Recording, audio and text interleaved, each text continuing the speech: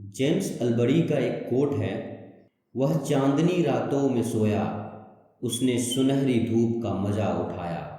कुछ करने की तैयारी में जिंदगी गुजार कर वह गुजर गया इस दुनिया से हार कर। हम सभी जिंदगी में कभी न कभी बहानेबाजी या टाल मटोल करते हैं। मैंने भी ऐसा किया है, जिसके लिए मुझे बाद में बहुत पछताना पड़ा। टाल मटोल की आदत की वजह से हमारा नजरिया नकारात्मक बन जाता है। किसी काम को करने से अधिक थकान उस काम को न करने के लिए की जाने वाली टाल मटोल की वजह से होती है।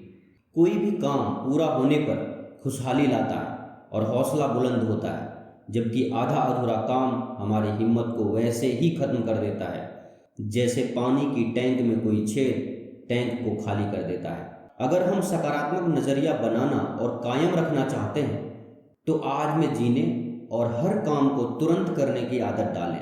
जब मैं बड़ा हो जाऊंगा, यह वैसी ही बात है जैसे कि कोई छोटा बच्चा कहता है, मैं बड़ा होने पर फलां काम करूंगा जिससे मुझे खुशियां मिलेंगी।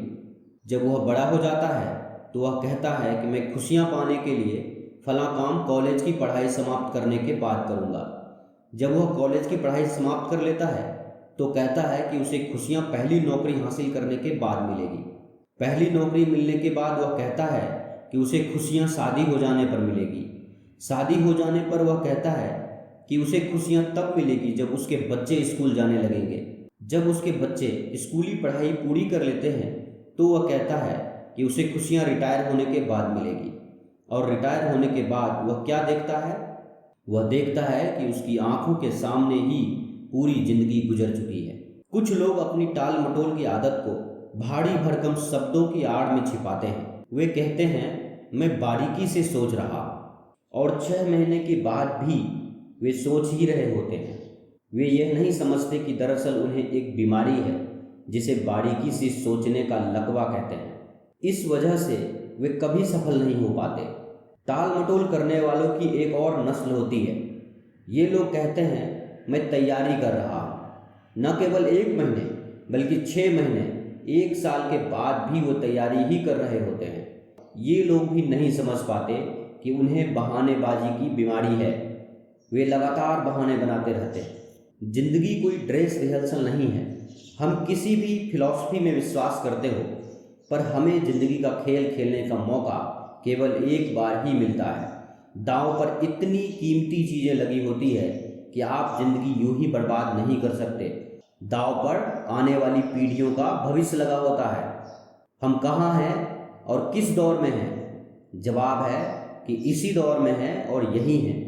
इसलिए हम आज को बेहतर बनाएं और इसका भरपूर आनंद लें। इसका यह मतलब नहीं है कि हमें भविष्य के बारे में कोई योजना नहीं बनानी चाहिए, बल्कि पैगाम यह है कि हमें आगे की योजना बनाने की ही ज़रूरत है। और अगर हम अपने आज का भरपूर इस्तेमाल खुशहाली के लिए कर रहे हैं तो हम खुद ब खुद आने वाले बेहतर कल के लिए बीज बो रहे हैं। क्या आप मानते हैं ऐसा? अगर हम अपने नज़रिए को सकारात्मक बनाना चाहते हैं तो टाल मटोल की आदत छोड़ें और तुरंत काम करो पर अमल करना सीखें। जिंदगी में सबसे दुख भरे शब्द क्या हैं जानते हैं?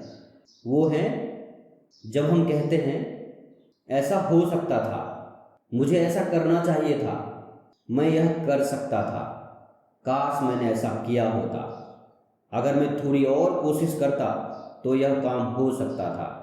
जो काम आप आज कर सकते हैं उसे कभी भी कल पर ना टालें। Benjamin Franklin.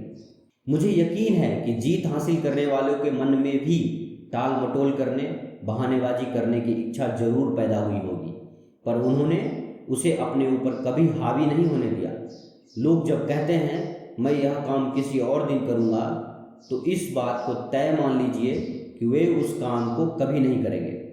कुछ लोग इस बात का इंतजार करते रहते हैं कि उसके घर से निकलने से पहले सारी लाल बत्तियां हरी हो जानी चाहिए, पर ऐसा कभी नहीं हो सकता। वे शुरुआत करने से पहले ही नाकामयाब हो जाते हैं। यह दुखद स्थिति है। टाल मटोल करना बंद करें। क्या हमें बहानेबाजी करने की आदत को इसी समय अलविदा नहीं कह देना चाहिए? अपनी दिक्कतों के बारे में सोचने के बजाय अपनी सहूलियतों के बारे में सोचें। अपने इर्द गिर्द के फूलों की खुशबू सूंघने के लिए वक्त निकालें। आप कई बार सुनते होंगे, कि कोई आदमी दुर्घटना की वजह से अंधा या अपाहिज हो गया, लेकिन उसे हर्जाने के तौर पर लाखों रुपये मिल गए। हम में से कितने लोग उस आदमी की जगह लेना चाहेंगे? ऐसा चाहने वाला शायद ही कोई होगा। हम शिकायतें करने के इतने आदी हो गए हैं कि उन चीज़ों की ओर हमारी नज़र ही नहीं जाती जो हमारे पास मौजूद है। हमारे पास ऐसी बहुत सारी चीज़ें हैं जिनके लिए हमें शुक्रगुजार होना चाहिए। मैं जब कहता हूँ कि अपनी दिक्कतों के बजाय सहूलियतों पर गौर करें, तो इसका मतलब यह नहीं है कि हमें आत्मसंतुष्ट हो जाना चाहिए। एहसानमंद होने के नज़रिए का मतलब आत्मसंतुष्टि कतई नहीं है।